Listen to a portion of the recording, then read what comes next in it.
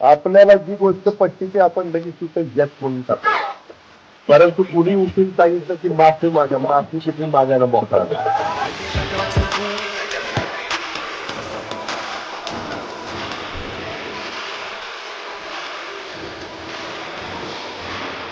कोण येत आहे सांगताय 440चा करंट येऊ. तुझ्या घरचा आहे काय करंट? आमचा करंट अजून तू बघितलेला नाहीये.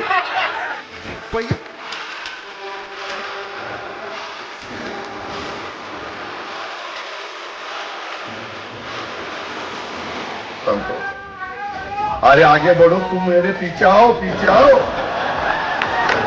और मेरी घड़ी दबाओ दबाओ.